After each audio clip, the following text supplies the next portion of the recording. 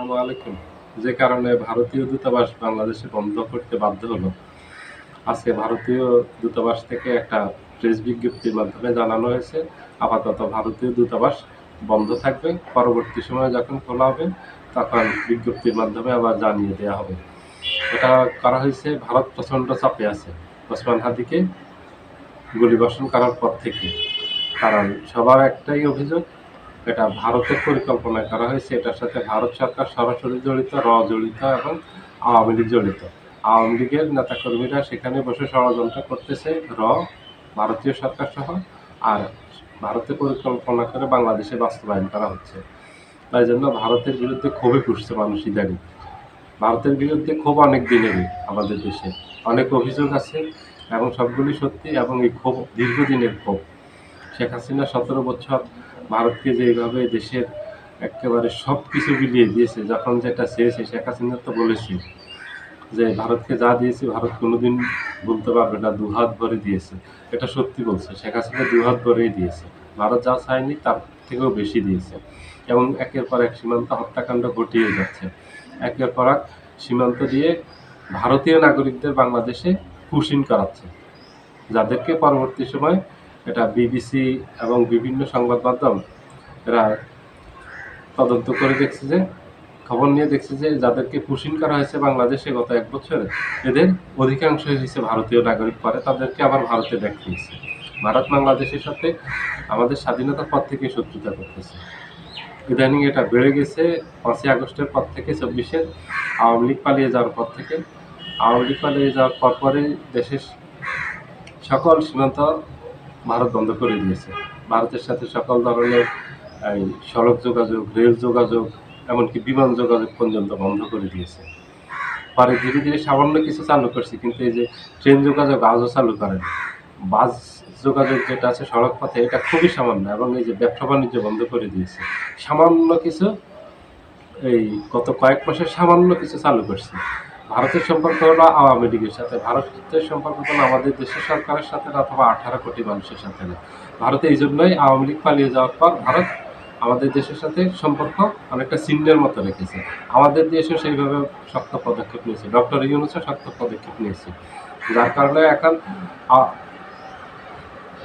ভারত প্রচণ্ড রকম চাপে পড়ছে। ডক্টর ইউনূস ভারতকে প্রচণ্ড রকম চাপে ফেলেছেন। বারবার ভারতীয় রাষ্ট্রদূতকে তলব করতেছেন, তলব করে প্রতিবাদ করতেছেন।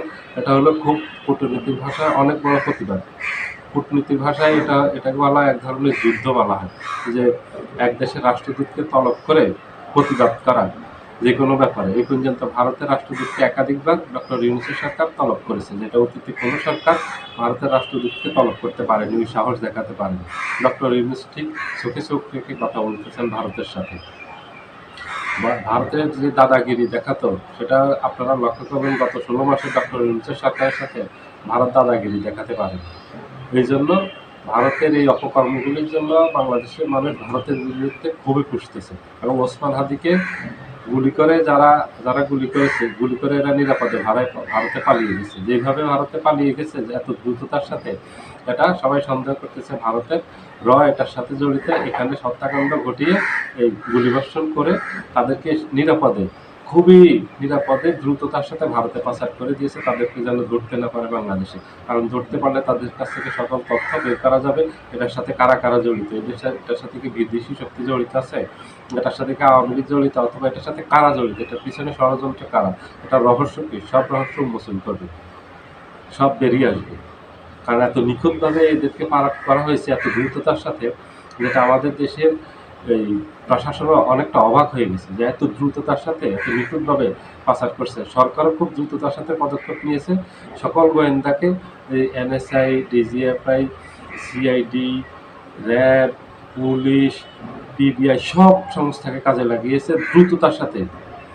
সরকার যেন সকল বর্ডারে, বিজিবিকে লাগিয়েছে, সকল বর্ডারে যেন নজরদারি চালায়, এরা যেন পালিয়ে যেতে না পারে। কিন্তু ঠিক ওরা খুব সহজে, খুব দ্রুততার সাথে পালিয়ে গেছে। এই জন্য সবার সন্দেহ ভারতের দিকে। ভারত এটা ঘটিয়ে আমাদের দেশে একটা অস্থিতিশীল পরিবেশ তৈরি করতে চেয়েছে।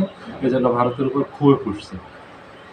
কারণ গত পরশুদিন ইনকিলাব মঞ্চের এখানে সর্বদলীয় যে বৈঠক, সমাবেশটা হয়, প্রতিবাদ সমাবেশ, সেখান থেকে হাসনাত আবদুল্লাহ, মাহফুজ আলম, জামায়াত ইসলামী, এবি পার্টি, আসাদুজ্জামান ফুয়াদরা যে বক্তব্য দিয়েছে, কঠোর বক্তব্য দিয়েছে ভারতের বিরুদ্ধে, ভারত এতে ভড়কে গিয়েছে, ভারত ভয় পেয়ে গিয়েছে।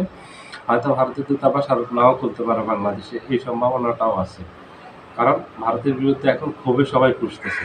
ভারতের বিরুদ্ধে হাসনাত আবদুল্লাহ তো ঘোষণায় দিয়েছে, ভারত যদি একের পর এক এইভাবে সন্ত্রাসীদেরকে আশ্রয় দেয়, আর হাসিনা, আসাদুজ্জামান খান, কামাল সহ আওয়ামী লীগের পলাতক নেতারা যারা ভারতে আশ্রয় নিয়েছেন তাদেরকে যদি বাংলাদেশের কাছে ফেরত দেওয়া না হয়, তাহলে ভারতে যে সেভেন সিস্টার্স আছে সেটা ভারত থেকে বিচ্ছিন্ন করে দেওয়া হবে। আসাদুজ্জামান ফুয়াদও একই ঘোষণা দিয়েছেন, ভারতের সাথে কঠোর আমাদের হতে হবে, কঠোর পদক্ষেপ নেবে সরকার, আর জনগণের সাথে কঠোর পদক্ষেপ নেবে ভারতের বিরুদ্ধে। ভারতের সাথে কোনো ধরনের রাজনৈতিক আপোষ চলবে না, ভারতের কোনো ধরনের দাদাগিরি বাংলাদেশে চলবে না, ভারতের কোনো ধরনের প্রভুত্ব বাংলাদেশ মেনে নেবে না। ভারতের বিরুদ্ধে যে কোনো ব্যবস্থা